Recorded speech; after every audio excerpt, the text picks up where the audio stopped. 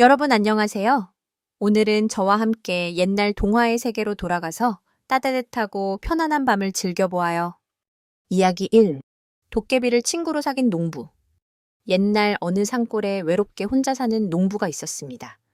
그는 성실했지만 친구가 없어 늘 적적하게 지냈습니다. 어느 날 밤, 농부는 밭에 나갔다가 이상한 광경을 목격했습니다. 털이 숭숭 나고 머리에 뿔이 달린 도깨비 한 마리가 농부의 메밀밭에서 뒹굴며 놀고 있는 것이었습니다. 농부는 화를 내기보다 왠지 모를 동질감을 느꼈습니다. 그는 집으로 돌아가 따끈한 막걸리 한 주전자와 메밀전 한 소쿠리를 붙여서 다시 밭으로 나갔습니다. 농부는 도깨비에게 다가가 말했습니다. 이보게, 혼자 노는 것이 심심해 보이는데 나랑 같이 막걸리나 한잔하며 친구하지 않겠나? 도깨비는 사람이 자신을 보고도 무서워하지 않고 오히려 친구가 되자고 하자 깜짝 놀랐습니다. 그는 경계심을 풀고 농부와 함께 밤새도록 막걸리를 마시며 이야기를 나누었습니다. 그날 이후 농부와 도깨비는 둘도 없는 친구가 되었습니다. 도깨비는 농부가 힘들게 밭일을 할 때면 밤중에 몰래 나타나 요술방망이로 뚝딱거려 밭을 다 갈아주기도 하고 잡초를 뽑아주기도 했습니다. 농부는 도깨비 덕분에 힘든 농사일을 쉽게 할 수 있었고 해마다 풍년을 맞이했습니다. 농부 역시 도깨비가 찾아올 때마다 맛있는 음식과 술을 대접하며 그의 외로움을 달래주었습니다. 그러던 어느 날 도깨비가 농부에게 슬픈 표정으로 말했습니다. 여보게, 나는 이제 이곳을 떠나야 하네. 우리 도깨비들은 한 곳에 너무 오래 머물면 힘을 잃고 소멸하게 되거든. 자네 같은 좋은 친구를 두고 떠나려니 발길이 떨어지지 않는군. 농부는 아쉬웠지만 친구의 앞날을 위해 그를 보내주기로 했습니다. 도깨비는 마지막 선물이라며 자신의 요술 방망이를 농부에게 건네주었습니다. 이 방망이가 자네에게 복을 가져다 줄 걸세. 하지만 명심하게 이 방망이의 힘을 절대 나쁜 일에 쓰거나 교만해져서는 안 되네. 도깨비가 떠난 후 농부는 방망이를 사용해 큰 부자가 되었습니다. 하지만 그는 친구의 충고를 잊지 않고 예전처럼 성실하게 살며 그 재산으로 가난한 이웃들을 돕고 마을을 위해 좋은 일을 많이 했습니다. 그는 가끔 밤하늘을 보며 멀리 떠난 도깨비 친구를 그리워했고 그들의 특별한 우정 이야기는 마을 사람들에게 오랫동안 전해졌다고 합니다. 이야기 2. 나무 아래에서 주운 아이. 옛날 옛적 어느 고을에 양반 가문이 있었다. 그 집에는 3대에 걸쳐 겨우 얻은 15살 종손이 있었는데 백발이 성성한 아버지는 해를 넘기기 어려울 만큼 병세가 깊어가고 있었다. 아버지는 아들 이선을 불러 말했다. 이선아, 살아생전에 손주를 안아보는 것이 이 아비의 죽기 전 소원이다. 그 간절한 바람을 외면할 수 없어 집안 어른들은 사방팔방 수소문하여 가문 좋고 인물 좋고 품행 고운 색시를 찾았다. 그리하여 택한 이가 바로 고을 남쪽에서 이름난 양반 집안의 딸 수련이었다. 비록 나이는 이선보다 3살 위였으나 단아하고 얌전하여 흠잡을 데가 없었다. 이보다 더 좋은 혼처는 없다며 사람들은 입을 모아 말했다. 봄 기운이 완연한 어느 날 이선은 푸른 비단옷을 입고 상객들과 함께 신부집을 향했다. 깃발이 나부끼고 피리 소리가 하늘을 찔렀다. 색시는 어떤 여인일까? 나를 마음에 들어 할까? 이선은 기대와 걱정이 뒤섞인 마음으로 신부집 대문을 들어섰다. 저만치 연지곤지를 찍은 색시가 고요히 서 있는 모습이 눈에 들어왔다. 심장이 쿵 하고 튀어나올 듯 가슴이 요동쳤다. 이선은 한 걸음 또 한 걸음 다가서며 색시를 힐끗 바라보았다. 이목구비에 숨이 막힐 듯 수려한 모습이었다. 재어리고 온 처자가 내 색시라니 이게 꿈이냐 생시냐. 자기도 모르게 번진 미소를 애써 입술을 다물어 숨겼다. 혼례를 치르는데 이상하게도 신부 수련의 얼굴이 갈수록 새하얗게 질려갔다. 고운 임에는 땀이 맺히고 숨결은 가쁘게 오르락내리락 했다. 그도 그럴 것이. 혼인이라는 막중한 일을 두고 맨정신인 이가 어디 있겠는가. 혼례 내내 수련은 고개를 떨군 채 마치 죄라도 지은 사람처럼 이선을 똑바로 바라보지 못했다. 아니, 색시가 안색이 영 좋지 않구먼. 그러게 말이야. 어디 몸이 편찮은 것 아닌가. 식은땀을 흘리며 핏기 없이 서 있는 신부의 모습을 보고 상객들 사이에서는 슬금슬금 수군거림이 일었다. 이선은 속으로 조심스레 생각했다. 내가 어려서 싫은 것일까? 마음에도 없는 혼례를 치르니 저리 힘겨운 모양이구나.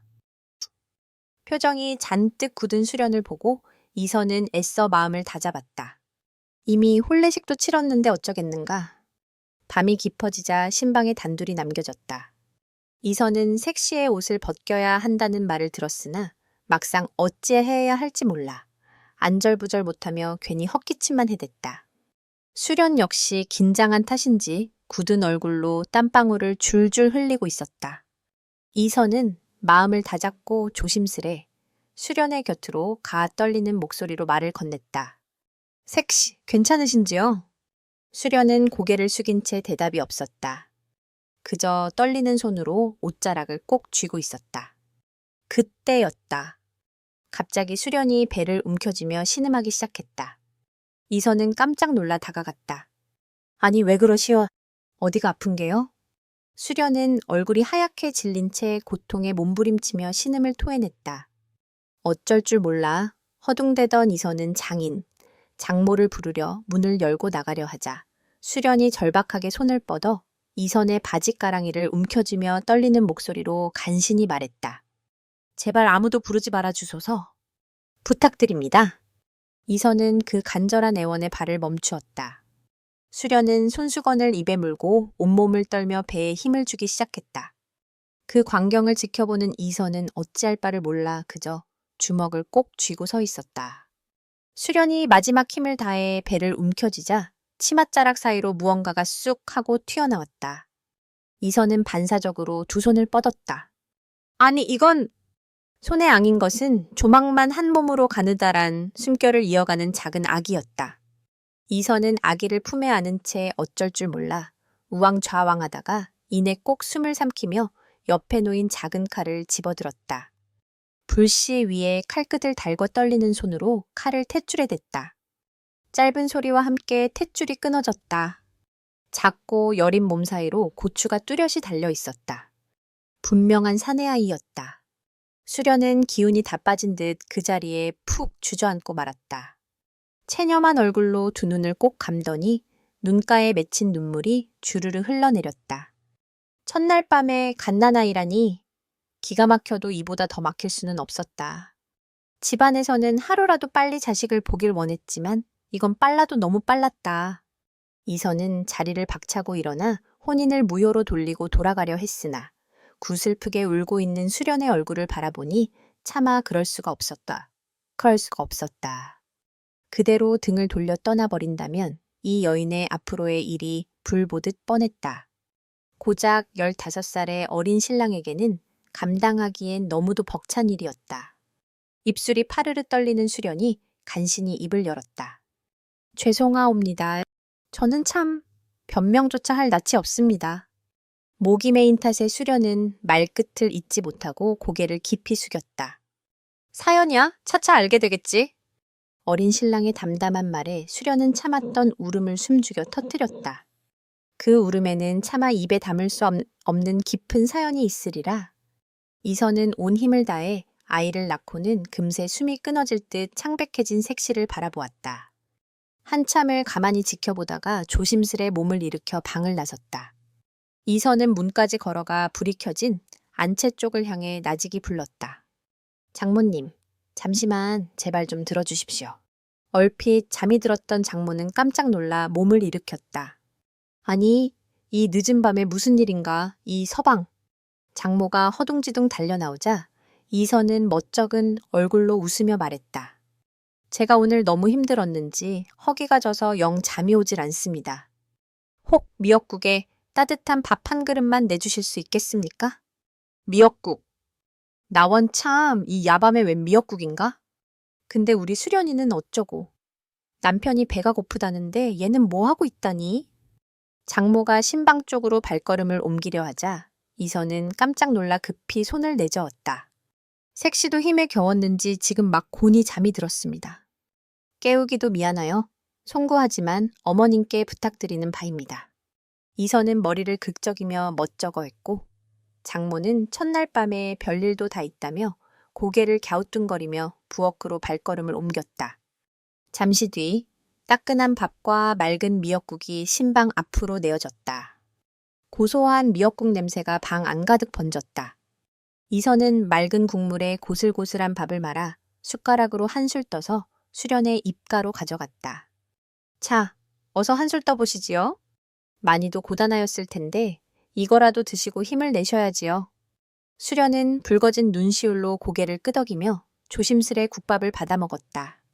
미역국을 몇 술 삼킨 뒤 간신히 숨을 고르며 떨리는 눈길로 이선을 올려다보았다. 그리고는 기어들어가는 듯한 목소리로 말했다. 아이를 품은 몸을 숨기고 시집온 이 죄를 어찌 감히 용서받을 수 있겠나이까. 부디 지금이라도 저를 버려주십시오. 이선은 가만히 수련을 바라보다가 나지막이 물었다. 이 아이는 어쩔 셈이요. 그 물음에 수련은 아무런 말도 못하고 고개만 숙인 채 끝내 울음을 터뜨렸다. 이선은 그런 수련을 잠자코 내려다보았다. 아기를 품에 꼭 안은 채 방 안을 한참이나 서성이다가 문득 무언가를 결심한 듯 깊은 숨을 내쉬었다. 잠깐 나갔다 오리다.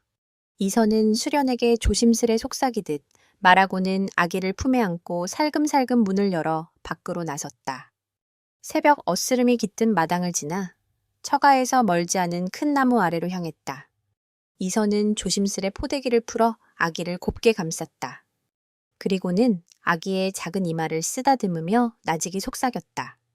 아가야, 곧 데리러 올 테니 조금만 기다려라. 아기의 얼굴을 한 번 더 눈에 담고는 다시 신방으로 발걸음을 옮겼다.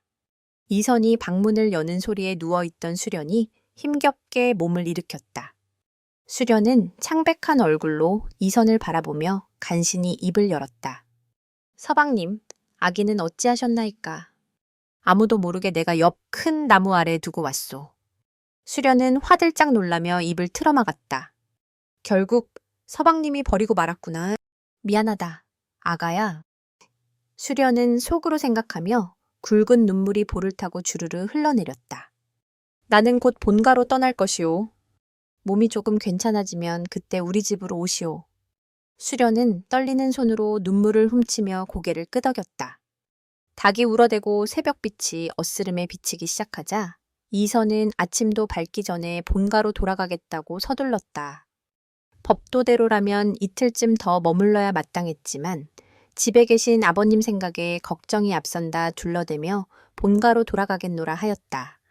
아니, 왜 벌써 가려고 그러는가?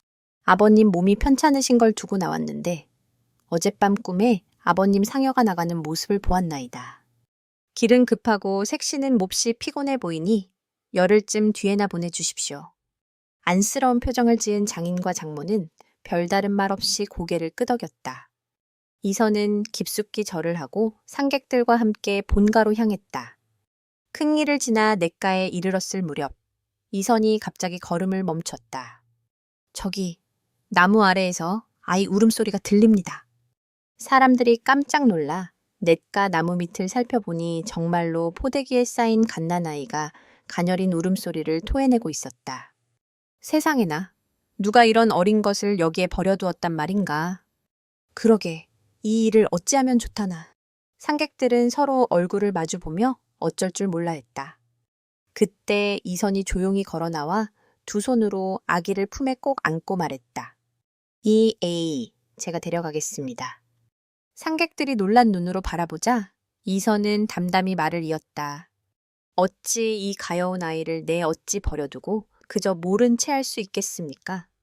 그 말에 모두가 숨을 삼키듯 조용해졌다. 아기는 이선의 품에 안겨 조금씩 울음을 그쳐갔다.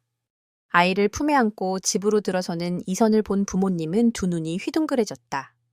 아니, 내 색시는 어쩌고 웬 아이를 안고 들어오느냐. 그러게 말이오. 첫날 밤에 아이가 나올 리도 없을 테고. 당황한 부모님의 물음에 이선은 조심스레 고개를 숙이며 대답했다. 집으로 오는 길에 큰 나무 아래 이 갓난아이를 발견했나이다. 포대기에 쌓인 채 울고 있는 것을 차마 모른 척할 수 없어 이리 데려왔습니다. 부모님은 서로 얼굴을 마주보며 망설였다. 허! 그렇다고 네가 이 아이를 키우겠다는 것이냐? 이선은 잠시 숨을 골랐다가 차분한 목소리로 말을 이었다. 사실 어젯밤 꿈에 청룡이 제 몸을 감싸며 이 나무 아래로 이끄는 것을 보았습니다. 그 꿈이 하도 또렷하여 마음에 남았는데 정녕 그 자리에서 이 아이를 발견하게 되었으니 이 모든 것이 하늘의 뜻인 듯합니다. 부모는 한동안 말이 없었다.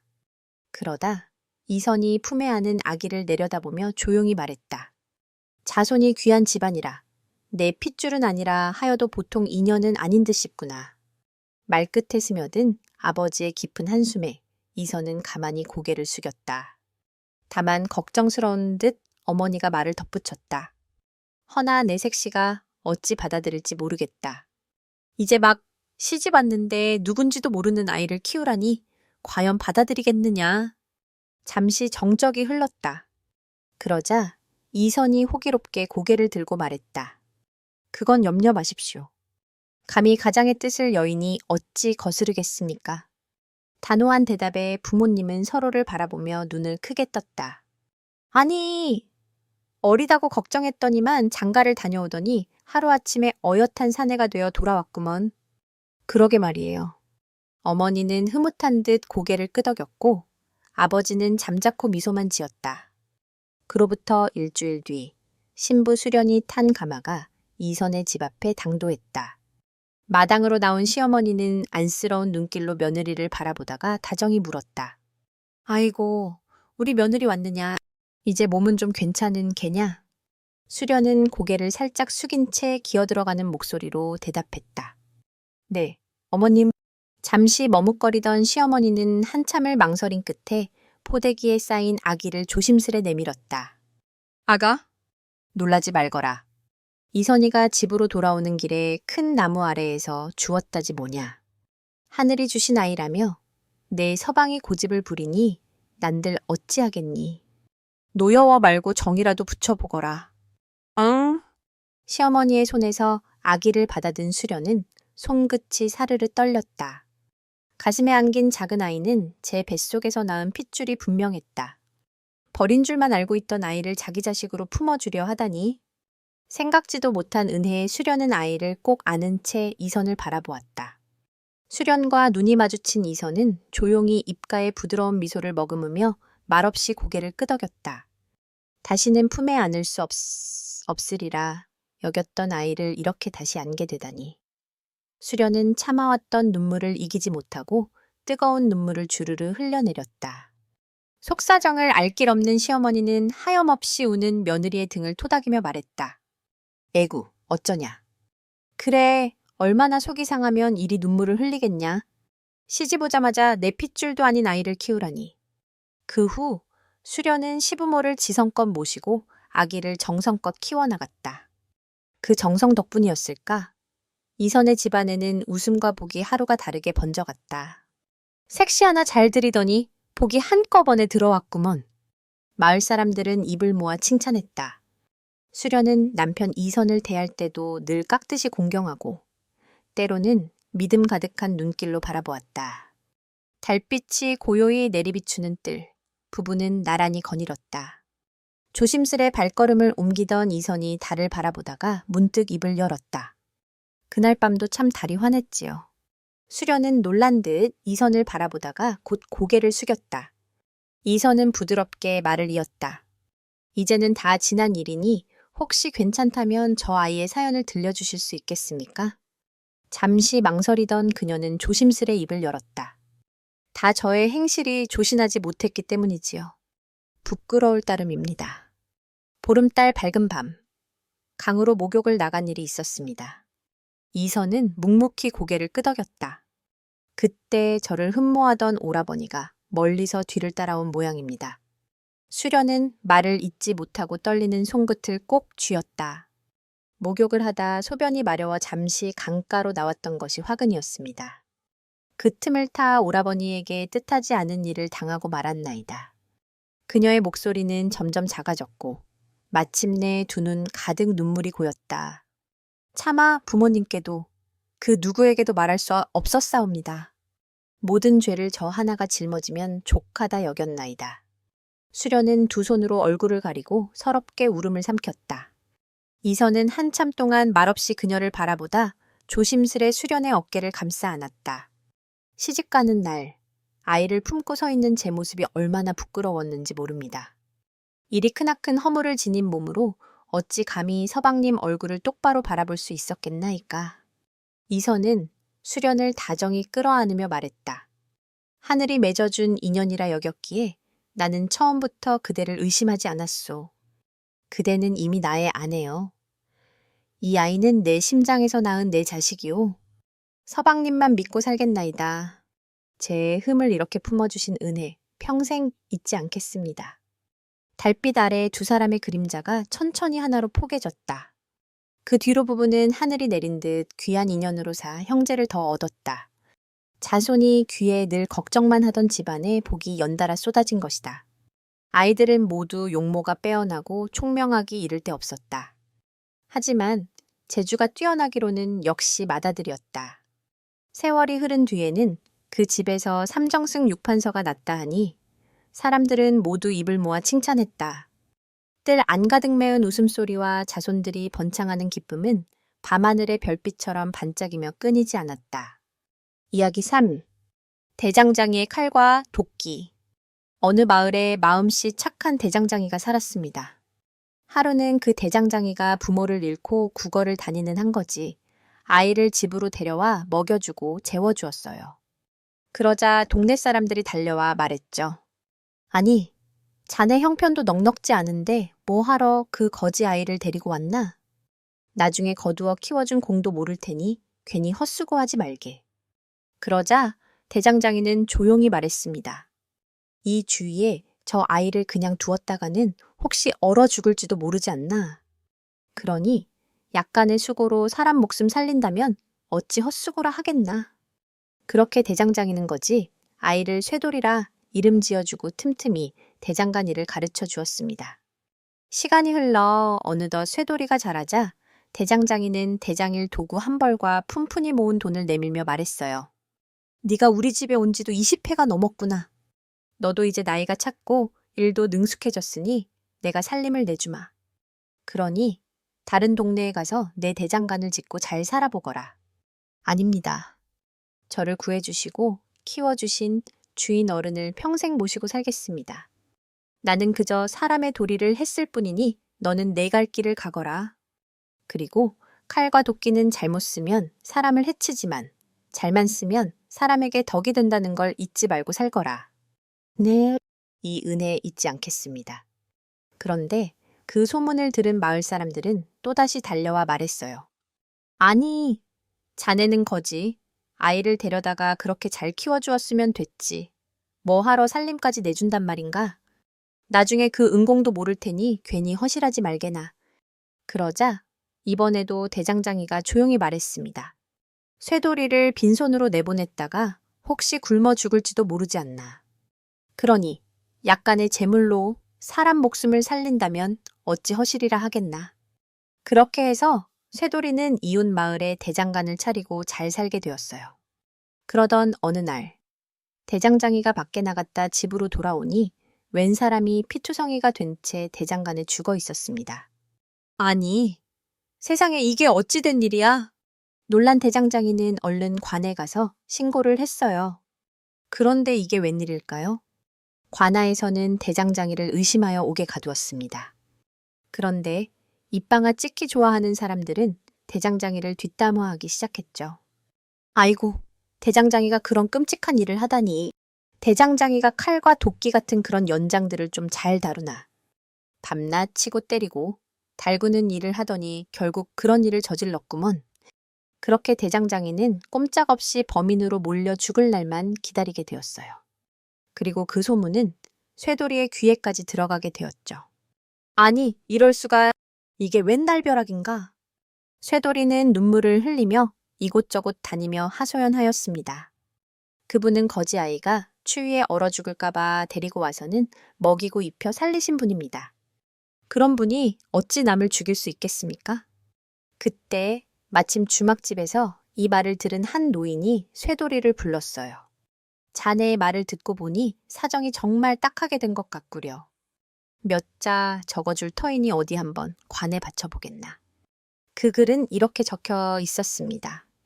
옛날에 항적이 의황제를 강가에서 죽이니 죄는 항적이 저지른 것이지 강이 저지른 게 아니다. 이제 도적이 사람을 대장간 안에서 죽이니 죄는 도적이 저지른 것이지 대장장이가 진 것이 아니다. 이 글은 중국 진나라 사람인 항적이 장군 한구와 함께 군사를 일으켜 나중에 강에서 의황제를 죽인 고사를 인용한 글이었어요. 그리고 그 글을 받아본 사또는 자신의 판단이 성급했음을 깨달았죠. 누구든 자기 대장간에 사람을 죽여 놓을 리가 없다는 생각이 들었습니다. 그래서 사또는 다시 조사를 하게 하였죠.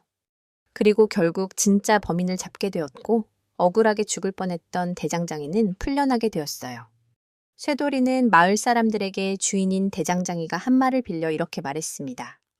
저희 주인 어른께서는 제게 칼과 도끼는 잘못 쓰면 사람을 해치지만 잘만 쓰면 사람에게 덕이 된다고 하셨지요.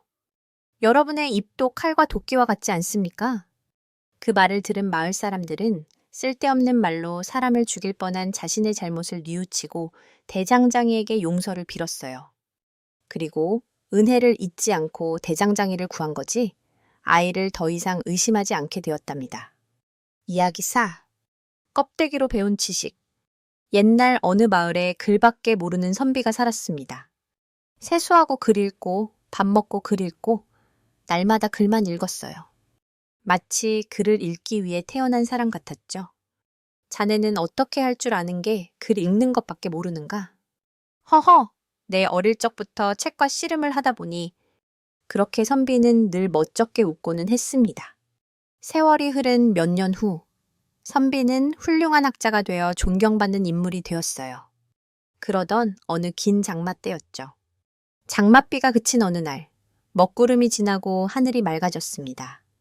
오늘은 정말 날씨가 좋구나. 선비는 비 온 뒤에 논도 볼 겸 집을 나섰어요. 선비가 글을 읽지 않고 산책을 나가는 일은 아주 드문 일이었습니다. 나으리, 웬일이십니까? 바깥에 다 나오시다니요? 길에서 만나는 사람마다 비슷한 인사를 하였어요. 사람들은 선비의 바깥 출입이 너무도 신기했으니까요. 그렇게 선비가 논을 걷고 있을 때였습니다. 어디선가 물이 콸콸 흘러내리는 소리가 들렸어요. 선비는 깜짝 놀라 소리가 나는 쪽으로 가까이 가 보았죠. 논두렁에 커다란 구멍이 생겨 물이 새고 있었습니다. 그리고 그 논은 바로 선비의 논이었어요. 이걸 어쩐다. 논이 물이 새면 큰일인데 말이야. 선비는 물줄기가 너무 새어 어찌할 도리가 없었습니다. 곧 자기 집 논이 물이 다 빠져나갈 것만 같았어요. 논에 물이 빠지면 1년 농사가 헛것이 되는 거였습니다. 하지만 선비는 아무것도 하지 못한 채 발만 동동 구르고 있었죠. 이런, 안 되겠구나. 선비는 갑자기 무슨 결심을 했는지 옷소매를 걷어 올렸습니다. 그리고 두 손으로 흙을 파다가 논을 막았어요. 하지만 흙은 금방 물줄기에 쓸려 나가고 말았죠.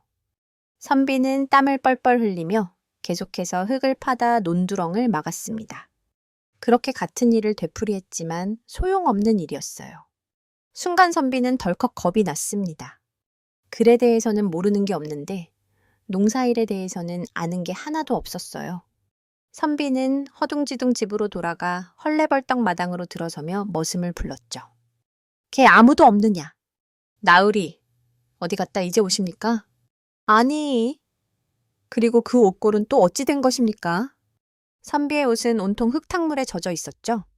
아, 잔소리 말고 당장 힘센 사람 며칠 불러오너라. 선비는 숨을 헐떡이며 발을 동동 굴렀어요. 나으리, 왜 그러십니까? 벌에 쏘이기라도 하셨습니까? 이놈아. 벌이 다 무엇이냐? 벌보다 더 급한 일이 생겼다. 예? 아니, 그게 무슨 일입니까? 늑대라도 나타났습니까? 이러고 있을 때가 아니다. 어서 가서 사람들을 데려오지 않고 뭐 하고 있는 개냐.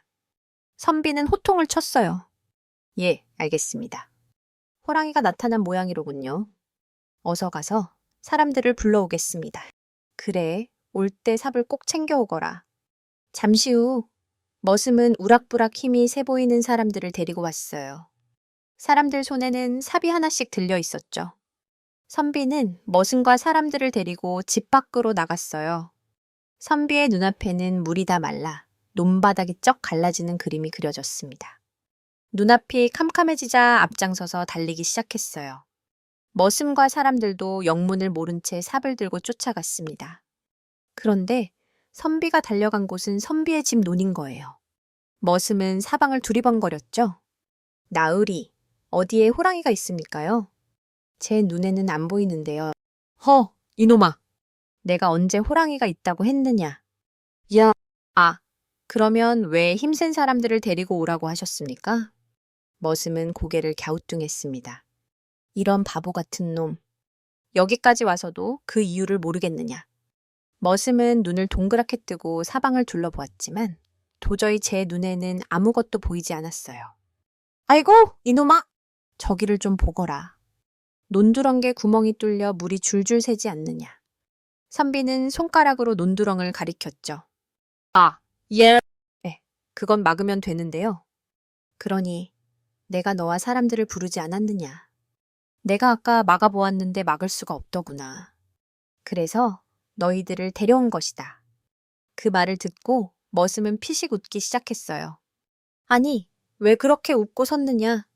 아닙니다. 아, 제가 얼른 가서 막고 오겠습니다. 머슴은 물이 콸콸 새는 논으로 들어갔어요. 그리고 삽으로 흙을 떠서는 안쪽에 있는 구멍을 막았죠. 그러자 새던 물이 순식간에 멎었어요. 그 광경을 지켜보던 선비는 눈이 동그래졌어요. 자기가 그렇게도 고생을 했건만 머슴은 흙 한 삽으로 막았으니 말이죠. 아니, 너 재주도 좋구나. 어떻게 그렇게 금방 막을 수 있느냐. 아이고, 나으리, 재주라니요. 저렇게 물이 셀 때는 논두렁 안쪽을 막으면 됩니다. 아니, 그런 일로 힘센 사람을 5이나 부르셨습니까? 선비는 머슴의 말에 부끄러워 고개를 들 수가 없었습니다. 그런데 나으리, 이런 경우 글로 나타내면 뭐라고 합니까요? 머슴은 선비를 보고 뜻밖의 질문을 하였어요. 이런 경우라면 근원을 막아라 하고 말하지. 선비는 자신 있게 대답했죠. 아니, 그걸 알면서도 이런 걸 못하셨습니까? 나리께서는 글을 읽으셔도 허실그셨군요. 아무리 글을 읽을 줄 알아도 이용할 줄 모르면 그게 무슨 지식입니까요? 나리의 높은 지식이 사람들에게 잘 쓰이도록 하십시오. 선비가 듣고 보니 머슴의 말이 하나도 틀린 데가 없었어요. 그래서 머슴을 나무랄 수도 없었죠. 선비는 할 말을 잃고 마냥 서 있을 수밖에 없었습니다. 책을 읽느라 일상생활은 등진 채 껍데기 공부만 한 것을 후회하면서 말이지요. 옛 친구의 충고. 지금으로부터 약 500여 년 전, 그러니까 조선 제13대 임금인 명종이 왕위에 오른 지 꼭 17년째가 되던 해였습니다. 명종은 과거 시험에 합격한 사람들의 이름을 쭉 살펴보던 참이었죠. 그런데 합격자 가운데 아주 반가운 이름 하나가 적혀 있었어요. 장원 급제자 정철이라. 명종은 눈이 휘둥그레져서 시험관에게 물었어요. 싸뭇 떨리는 목소리였습니다. 이번 과거에서 장원 급제한 정철이 누구의 자손이오? 옛 동부승지 벼슬을 했던 정유침의 아들이옵니다. 아니, 그게 틀림없는 사실이오. 시험관의 대답에 명종은 지그시 눈을 감았습니다. 입가에는 빙글의 웃음이 머물고 있었어요. 명종의 머릿속에는 20여 년 전의 일이 엊그제 일처럼 생생하게 떠올랐죠. 붉은 소나무들이 용처럼 하늘로 뻗어 있고 새들이 지저귀는 소리가 들려오던 쪽빛 하늘 아래였어요. 10살이 될까 말까 한 두 소년이 궁궐들 안을 뛰어다니며 칼싸움도 하고 숨바꼭질도 하며 놀았습니다. 때로는 다람쥐를 잡기도 하고 연못에서 개구리를 잡으며 물장난을 치기도 하였어요. 두 소년은 바로 명종과 정철이었죠. 정철의 누나가 왕에게 시집을 간 덕분에 정철은 왕궁에 자주 드나들 수가 있었어요. 그러면서 둘은 자연스레 친구가 되었던 것이었습니다. 그래, 내가 지금 29이니 그는 이제 27이 되었겠구나. 벌써 22년 전의 일인데 얼굴을 알아볼 수 있을까? 명종은 몹시 마음이 떨렸습니다. 어릴 때 함께 놀던 친구를 다시 만나게 되었으니 이보다 더 행복한 일은 없었어요. 명종은 하루라도 빨리 정철을 만나고 싶었죠. 그래서 과거를 축하하는 잔치의 날짜까지 앞당기도록 하였습니다. 그리고 드디어 잔칫날이 되었어요. 명종은 정철을 임금이 있는 곳으로 들라고 분부했습니다. 이윽고 임금 앞에 정철이 나타났죠. 어디, 얼굴 좀 들어보아라. 옳거니 그대의 옛 모습이 아직도 살아있구려. 상감마마. 정철도 엎드린 채 기쁨의 눈물을 흘렸습니다. 그러자 명종도 정철을 감싸 안으며 눈물을 글썽거렸어요. 그렇게 과거에서 1등으로 뽑힌 정철은 얼마 뒤에 성균관의 관리로 임명을 받았습니다. 그리고 곧 상헌부 지평이라는 자리에 올랐죠. 상헌부 지평은 관리가 제 할 일을 잘하고 있는지 조사하는 벼슬이었어요. 아무리 장원급제한 사람이라도 이렇게 빨리 승진하기는 좀처럼 드문 일이었죠. 정철은 임금의 지극한 보살핌에 고마운 마음을 감출 길이 없었습니다. 그래서 앞으로 무슨 일을 하든 임금을 위해 목숨을 바치리라 굳게 다짐했어요. 그러던 어느 날, 나라 안에 큰 사건이 일어났습니다. 임금의 사촌형인 경양군이 그의 아버지와 짜고 제 부인의 남동생인 처남을 살해한 거예요. 그것도 처남의 재산을 빼앗기 위해서였습니다. 이 사실을 전해 들은 명종은 너무 놀랐어요. 경양군 부자가 큰 죄를 지었으니 사형을 당하게 생겼구나. 그렇지만 어떻게 피를 나눈 혈육을 사형을 받도록 내버려 둘 수 있단 말인가. 명종은 며칠 동안 잠도 못 이루고 고민했습니다. 그래! 정철이 경양군 부자에게 사형만은 면하게 하자고 주장한다면 다른 사람들도 그에게 반대하지 않을 것이다. 그래, 정철에게 부탁하면 될 것이야. 그리하여 명종은 정철을 불러 간곡히 부탁을 했죠. 사형만은 면하도록 그대가 애를 좀 써주겠나. 임금의 말을 듣고 정철은 깊은 고민에 빠졌어요. 어렸을 때의 친구이자 지금은 자신을 신하로서 아끼고 믿어주는 임금이지만 그의 바람을 저버리려 하니 마음이 괴로웠습니다. 그렇다고 양심에 그릇된 일을 하고 싶지도 않았어요. 그렇게 갈피를 잡지 못하고 있을 때였죠. 정철이 길을 가다가 잠깐 어느 주막에 들르게 되었어요. 그런데 옆에서 막걸리를 마시던 백성들이 주고받는 소리가 들려왔죠. 세상이 왜 이 모양이야? 우리 같이 아무것도 모르는 사람이면 또 몰라. 경양군은 왕족이 아닌가. 그러게 말일세. 윗물이 맑아야. 아랫물이 맑은데 왕족이 그 모양이니 관리들은 또 어떻겠나. 백성들은 경양군 부자 사건을 이야기하고 있었습니다. 정철은 자기도 모르게 귀를 기울였어요. 그나저나 사형을 받을까? 당연하지. 아니, 법이 이렇게 살아있는데 왕족이라도 법대로 해야지. 그렇지 않으면 세상이 너무 불공평하지 않은가. 그래야지. 그렇지만 임금의 사촌형과 작은아버지인데 어디 사형을 시키겠어. 두고 보면 알겠지. 설령 법대로 하지 않는다 해도 우리가 또 뭘 어쩌겠나. 이렇게 평민으로 태어난 걸 다 탓할 수밖에. 우연히 백성들의 생각을 듣게 된 정철은 비로소 마음을 고쳐먹을 수 있었어요. 그리고 그 다음날 상헌부에서 회의가 열렸죠. 하지만 경양군 부자에게 어떤 형벌을 내릴 것인지 선뜻 입을 여는 사람이 없었습니다. 한동안 긴 침묵만 흘렀어요. 그때 정철이 일어나 말했어요. 법에는 남의 재산을 가로채기 위해 사람의 목숨을 빼앗은 죄인은 누구를 막론하고 사형에 처한다고 되어 있습니다. 그런데 상감마마의 친척이라 하여 사정을 봐준다면 신성한 나라의 법을 더럽히게 되는 것입니다. 그 말을 듣고 사헌부 관리들은 정철의 말에 깜짝 놀라지 않을 수 없었습니다. 곱지 않은 시선을 보내는 관리도 있었죠. 하지만 정철은 그런 것에 아랑곳하지 않고 말을 이어갔어요. 또한 백성들이 나라의 법을 우습게 여길 터이니 그 뒷감당을 어찌하겠습니까? 그러니 나라의 법대로 경양군 부자에게 사형을 내려 나라의 기강을 바로잡는 것이 마땅하다고 생각합니다. 사헌부 관리들은 벼슬길에 나선 지 얼마 되지도 않은 정철이 이처럼 대쪽 같은 주장을 펴자 무척 놀랐습니다. 그리고 모두 고개를 끄덕였어요. 아니, 임금인 내가 부탁을 했거늘 정철 대감이 이럴 수 있단 말인가. 한편 사헌부에서 사형이라는 형벌이 결정되자 명종은 매우 화가 났습니다. 하지만 임금이라도 어쩔 도리가 없었어요. 사헌부의 결정에 따를 수밖에 없었죠. 명종은 정처를 괘씸하게 생각하여 사헌부 벼슬에서 쫓아내버리고 말았습니다. 한편 백성들은 왕족이라도 용서해 주지 않고 법대로 처리한 명종을 더 우러러보게 되었어요. 그리고 이러한 소식은 곧 명종의 귀에도 들어가게 되었죠. 명종은 경양군 부자 사건을 다시 한번 돌이켜 보았습니다.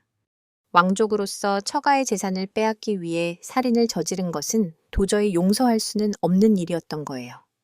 그래, 그런 자를 용서해 주었다면 나는 백성들의 믿음을 저버릴 뻔했구나. 한때 정에 사로잡혀 어두워진 내 눈을 정철이 뜨게 해주었어. 대나무처럼 곧고 푸른 그가 아니었다면 나는 큰 잘못을 저지를 뻔하였구나. 명종은 옛 친구의 우정과 신하로서 임금을 위하는 정철의 속마음을 가슴 깊이 느낄 수가 있었습니다. 그 뒤로 두 사람은 더욱 아름다운 우정을 이어갈 수 있었다네요. 이야기 구슬을 삼킨 닭. 옛날 한 가난한 선비가 늙은 어머니를 모시고 살았습니다. 그는 너무 가난하여 어머니께 고기 반찬 한번 해드리지 못하는 것을 늘 죄스럽게 생각했습니다. 어느 날 선비는 장에 갔다가 우연히 땅에 떨어진 영롱한 진주굿을 하나를 주었습니다. 그는 이것을 팔아 어머니께 맛있는 것을 사드려야겠다고 생각했습니다. 그런데 그가 집에 돌아와 보니 마당에서 키우던 수탉 한 마리가 쏜살같이 달려들어 그만 선비의 손에 있던 진주구슬을 꿀꺽 삼켜버리고 말았습니다. 선비는 망연자실했습니다. 그는 닭의 배를 갈라 구슬을 꺼내고 싶었지만 살아있는 생명을 해칠 수는 없었습니다. 다음 날 아침 기이한 일이 벌어졌습니다. 수탉이 알을 낳는 자리에 가보니 보통 달걀이 아니라 황금으로 된 알이 하나 놓여 있었습니다. 선비는 깜짝 놀랐습니다. 진주 구슬을 삼킨 닭이 황금알을 낳기 시작한 것입니다. 수탉은 그날부터 매일 하나씩 황금알을 낳았습니다. 선비는 황금알을 팔아 큰 부자가 되었고 어머니께 온갖 맛있는 음식을 해드리며 효도할 수 있게 되었습니다.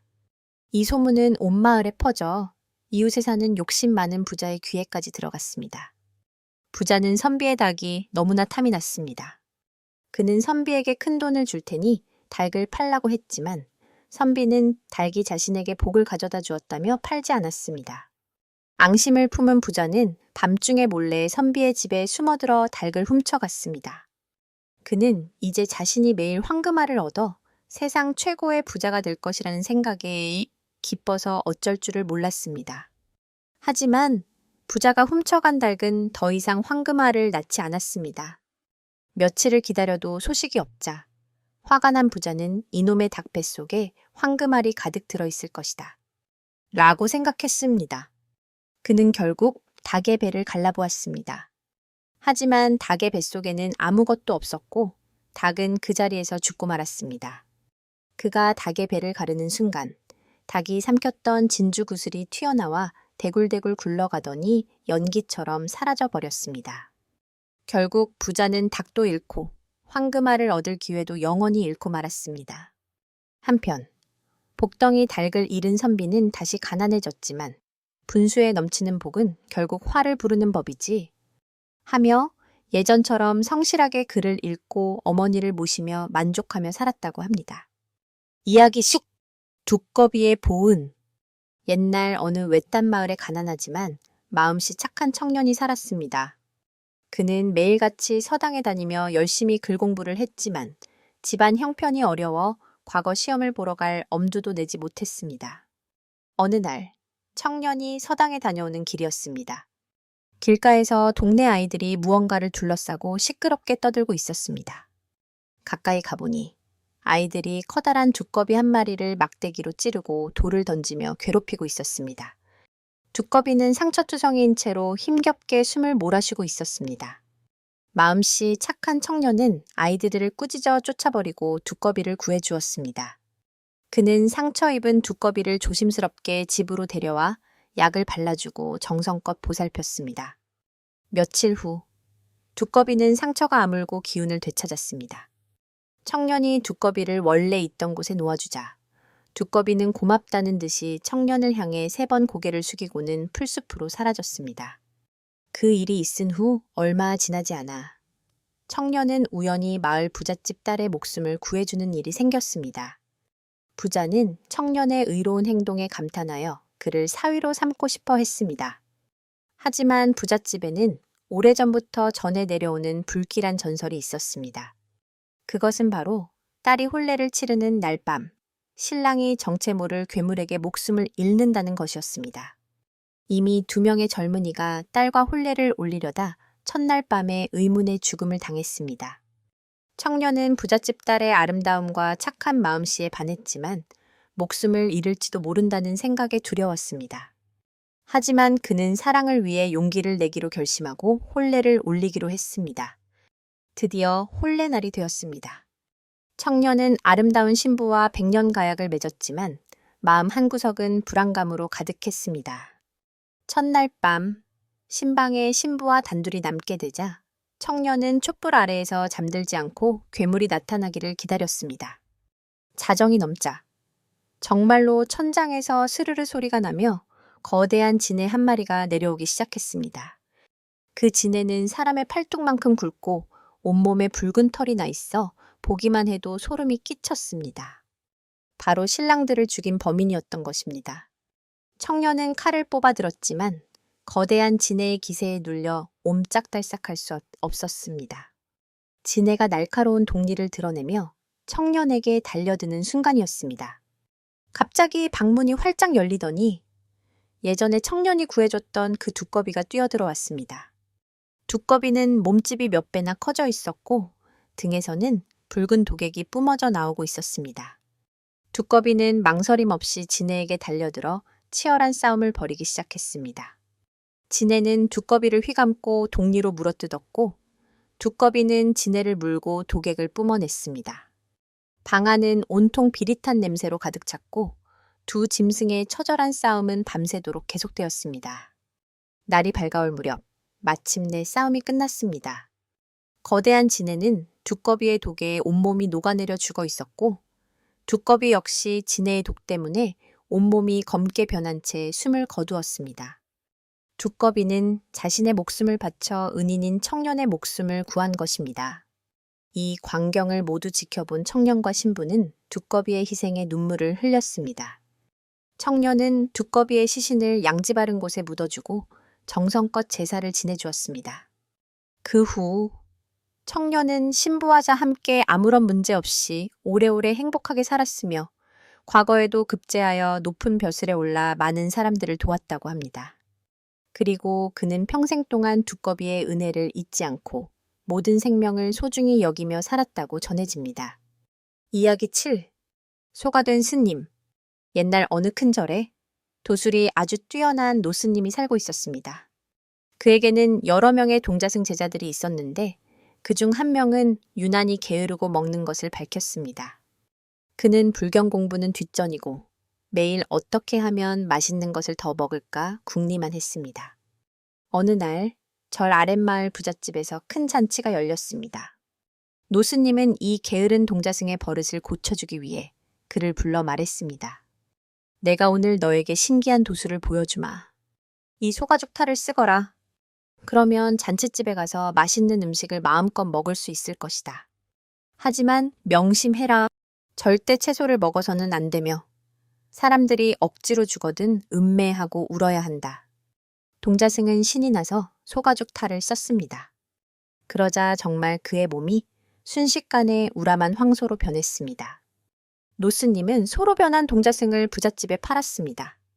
부자는 튼실해 보이는 소를 얻었다며 기뻐하며 잔치가 끝날 때까지만 빌려 쓰는 조건으로 샀습니다. 소로 변한 동자승은 잔치집 마당에 묶여 있었습니다. 그는 사람들이 먹다 남긴 온갖 기름진 고기와 떡을 실컷 주워 먹으며 행복해했습니다. 하지만 한 아이가 소가 불쌍하다며 신선한 배추잎을 가져와 내밀었습니다. 동자승은 노스님의 경고를 잊어버리고 배추잎이 너무나 맛있어 보여 덥석 받아먹고 말았습니다. 그 순간 그의 몸에 썼던 소가죽 탈이 얼굴에 완전히 달라붙어 떨어지지 않게 되었습니다. 그는 이제 영락없는 진짜 소가 되어버린 것입니다. 음매하고 울어야 한다는 것도 잊고 채소를 먹은 탓이었습니다. 잔치가 끝나고 노스님이 동자승을 데리러 왔지만 그는 이미 진짜 소가 되어 사람의 말을 할 수도 탈을 벗을 수도 없게 된 뒤였습니다. 부자는 약속이 다르다며 소를 돌려주지 않았고 노스님은 어쩔 수 없이 발길을 돌렸습니다. 그날부터 게으른 동자승의 고된 삶이 시작되었습니다. 그는 매일같이 무거운 짐을 나르고 쟁기를 끌며 밭을 갈아야 했습니다. 주인이 주는 거친 여물을 먹고 차가운 외양간에서 잠을 자야 했습니다. 그는 매일 밤 눈물을 흘리며 자신의 게으름과 식탐을 후회했습니다. 예전에 절에서 편안하게 지내며 불경 공부를 게을리했던 시간들이 너무나 그리웠습니다. 몇 년의 세월이 흘러 늙고 병든 소는 더 이상 일을 할 수 없게 되었습니다. 주인은 쓸모없어진 소를 다른 곳에 팔아넘기려 했습니다. 소가 된 동자승이 마지막으로 팔려가던 날, 그는 우연히 예전에 살던 절 앞을 지나게 되었습니다. 그는 절을 보자마자 그 자리에 주저앉아 자신의 처지를 한탄하며 구슬프게 울었습니다. 그때 절에서 나온 노스님이 그 소를 한눈에 알아보았습니다. 노스님은 혀를 차며 말했습니다. 네 이놈, 이제야 내 죄를 뉘우쳤느냐. 편안함과 즐거움만을 줬던 어리석음의 대가가 얼마나 큰지 깨달았느냐. 소는 눈물을 뚝뚝 흘리며 고개를 끄덕였습니다. 노스님은 그의 머리에 붙어있던 소가죽 탈을 벗겨주었습니다. 그러자 놀랍게도 늙은 소는 다시 초라한 몰골의 늙은 스님으로 돌아왔습니다. 그는 노스님 앞에 엎드려 자신의 어리석음을 눈물로 참회했습니다.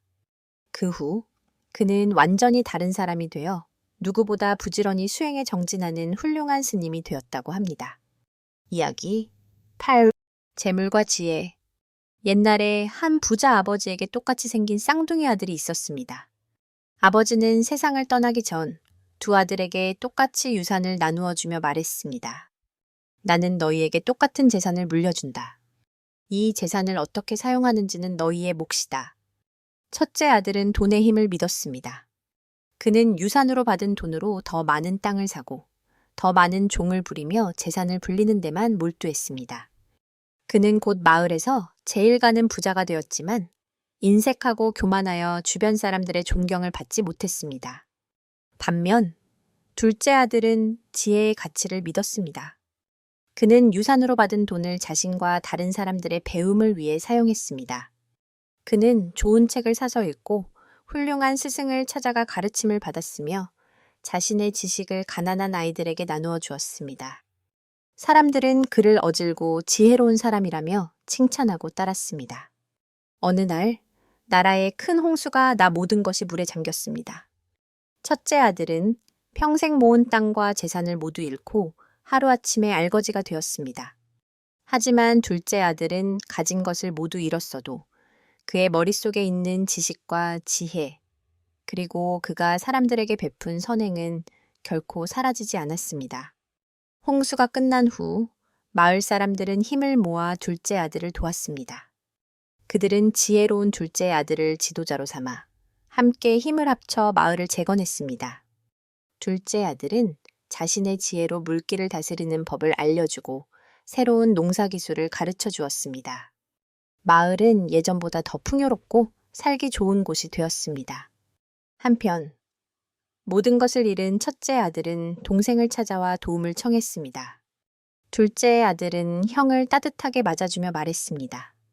형님, 눈에 보이는 재물은 언젠가 사라질 수 있지만 머릿속의 지혜와 마음속의 덕은 아무도 빼앗아갈 수 없는 진정한 재산입니다. 그 후 첫째 아들도 동생을 따라 지혜의 소중함을 깨닫고 새로운 삶을 살았다고 합니다. 진정한 재산이 무엇인지 생각하게 하는 이야기입니다. 이야기 9. 용이 된 이무기. 아주 오랜 옛날, 깊은 연못 속에 천년을 묵은 거대한 이무기 한 마리가 살고 있었습니다. 이무기의 유일한 소원은 하늘로 올라가 위대한 용이 되는 것이었습니다. 용이 되기 위해서는 여의주, 루의주라는 신비한 구슬이 필요했는데 천년에 한 번, 인간 세상에 내려온 여의주를 얻어야만 했습니다. 이무기는 천년의 세월을 오직 용이 될 날만을 기다리며 고독하게 보냈습니다. 마침내 약속한 천년이 되는 날, 이무기는 인간으로 둔갑하여 여의주를 찾아 나섰습니다. 그는 여의주가 어느 가난한 집안의 착한 딸에게 있다는 것을 알게 되었습니다. 이무기는 젊고 잘생긴 선비로 변신하여 처녀에게 접근했습니다. 그는 처녀의 환심을 사기 위해 온갖 노력을 다했고 두 사람은 곧 사랑에 빠져 혼인을 약속했습니다. 혼례를 치르기 전날 밤, 이무기는 처녀에게 자신의 정체를 밝혔습니다. 낭자, 사실 나는 사람이 아니라 용이 되기를 꿈꾸는 이무기입니다.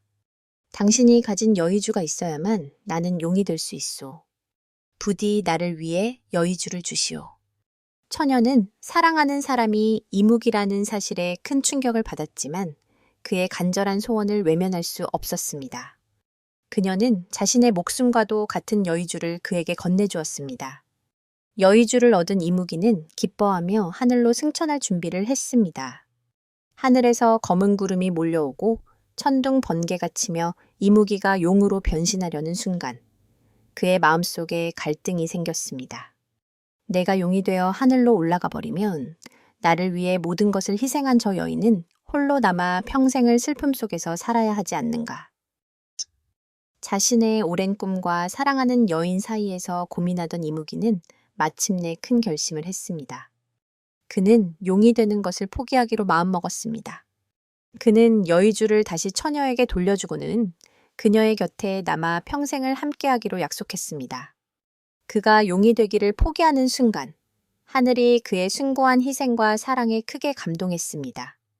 하늘은 그에게 여의주 없이도 용이 될 수 있는 특별한 기회를 주었습니다. 이무기는 마침내 빛나는 비늘과 멋진 뿔을 가진 위대한 용으로 변신했습니다. 용이 된 그는 사랑하는 처녀를 태우고 함께 하늘로 올라가 하늘나라를 다스리는 용왕과 용비가 되어 오래오래 행복하게 살았다고 합니다. 자신의 욕심보다 더 큰 사랑의 가치를 선택한 이무기의 이야기는 진정한 위대함이 어디에서 비롯되는지를 보여줍니다. 이야기 10. 신기한 샘물과 새 도둑. 옛날에 3명의 도둑이 있었습니다. 그들은 어느 부잣집을 털어 금은 보화가 가득 담긴 자루를 훔쳐 달아났습니다. 그들은 깊은 산속으로 도망쳐 아무도 모르는 곳에 보물을 숨기고 나중에 똑같이 나누기로 약속했습니다. 보물을 숨긴 후 새 도둑은 몹시 배가 고프고 목이 말랐습니다. 그때 한 도둑이 맑은 물이 솟아나는 샘을 발견했습니다. 그런데 그 샘물 옆에는 독두이 든 샘물이니 절대 마시지 마시오라는 팻말이 있었습니다. 사실 그 팻말은 샘물을 지키는 산신령이 심술궂은 사람들을 골탕 먹이기 위해 세워둔 거짓 팻말이었습니다. 그 샘물은 사실 마시면 힘이 솟아나고 기분이 좋아지는 신비한 샘물이었습니다.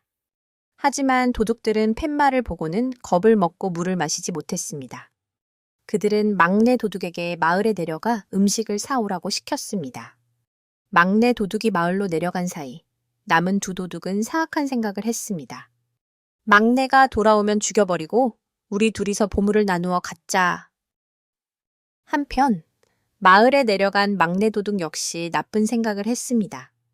내가 사가는 음식에 독을 타서 형님들을 죽이면 저 많은 보물이 모두 내 차지가 될 텐데 이제 그는 음식에 몰래 독을 탔습니다.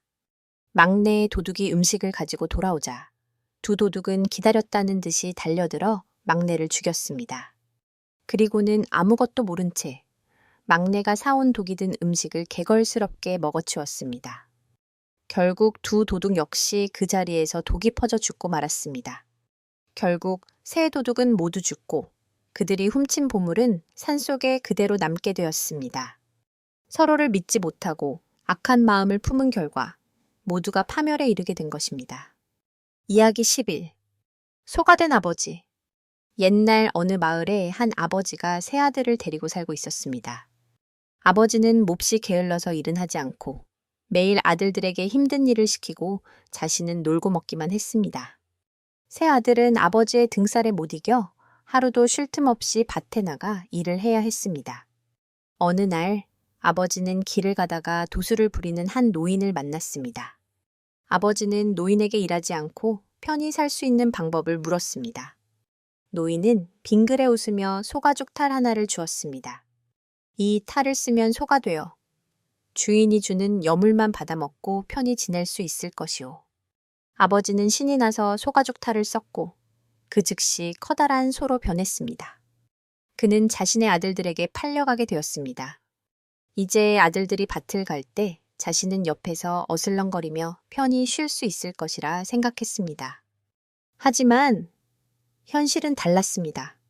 아들들은 새로 사 온 소가 일을 하지 않고 게으름을 피우자 화가 나서 소에게 쟁기를 매게 하고 밭을 갈도록 시켰습니다. 쟁기를 끌어본 적 없는 아버지는 너무나 힘들어 주저앉으려 했지만 아들들은 채찍을 휘두르며 이를 독촉했습니다. 이 게으른 소 같으니 우리 아버지처럼 게으름만 피우는구나.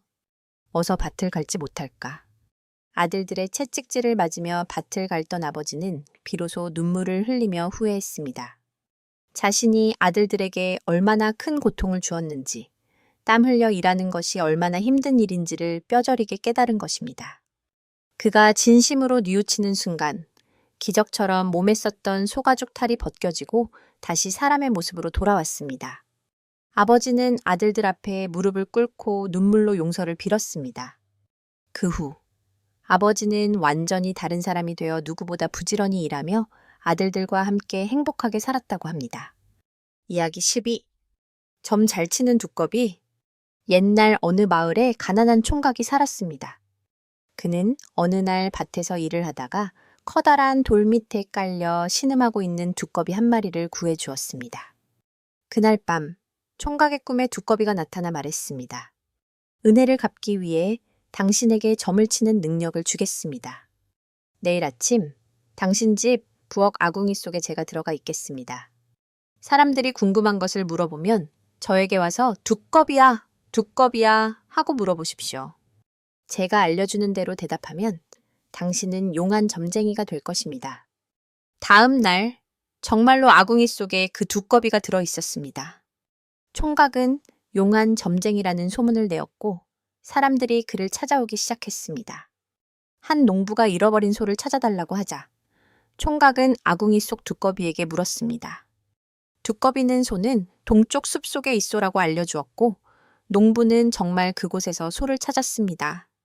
총각은 두꺼비 덕분에 순식간에 나라에서 가장 용한 점쟁이가 되어 큰 부자가 되었습니다. 이 소문은 임금님의 귀에까지 들어갔습니다. 임금님은 총각의 능력을 시험하기 위해 그를 궁궐로 불렀습니다. 임금님은 옥으로 만든 작은 상자를 내밀며 물었습니다. 네가 진정 용하다면 이 상자 안에 무엇이 들어있는지 알아맞혀 보아라. 총각은 눈앞이 캄캄해졌습니다. 두꺼비가 없는 궁궐에서 답을 알 리가 없었습니다. 그는 이제 죽었구나 싶어 자신의 신세를 한탄하며 혼잣말을 했습니다. 아이고, 아궁이 속에서 편히 지내던 두꺼비는 어쩌다 여기까지 끌려와 쥐도 새도 모르게 죽게 생겼구나. 그런데 그가 혼잣말을 하는 순간 임금님이 깜짝 놀라며 무릎을 쳤습니다. 올 거니? 네가 맞췄다. 이 상자 안에는 내가 방금 잡은 작은 쥐 한 마리가 들어있다. 사실 임금님이 상자 안에 쥐를 넣어두었던 것입니다. 총각이 자신과 두꺼비의 처지를 한탄하며 무심코 내뱉은 말 속에 쥐라는 단어가 들어있었던 것을 임금님은 정답을 맞힌 것으로 오해한 것입니다. 총각은 얼떨결에 위기를 모면하고 임금님께 큰 상을 받았습니다. 그는 궁궐을 나오자마자 집으로 달려가 두꺼비에게 절을 하며 말했습니다.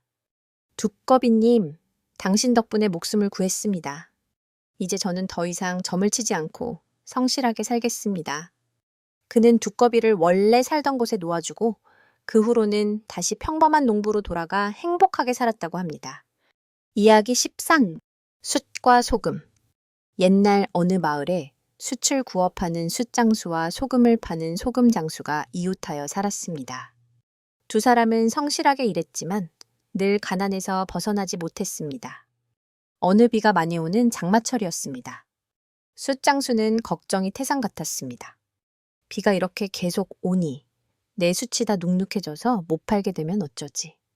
그는 자신의 숯을 모두 집 안으로 들여놓았습니다. 반면 소금 장수는 느긋했습니다. 비가 많이 와서 습도가 높으니 내 소금은 공기 중에 물기를 빨아들여 무게가 더 늘어나겠구나. 더 비싼 값에 팔 수 있겠어.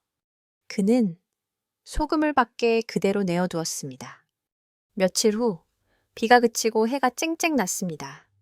숯장수는 걱정하며 숯을 내다 팔러 갔습니다. 그런데 웬일인지 사람들은 평소보다 더 비싼 값을 주고 숯을 사갔습니다. 장마철 동안 눅눅해진 땔감을 말리기 위해 바싹 마른 좋은 숯이 더 많이 필요했기 때문입니다. 숯장수는 큰 돈을 벌었습니다. 반면 소금 장수는 울상이 되었습니다. 그의 소금은 비를 맞아 모두 녹아내려 소금물 웅덩이로 변해버렸기 때문입니다. 그는 평생 모은 재산을 한순간에 잃고 말았습니다.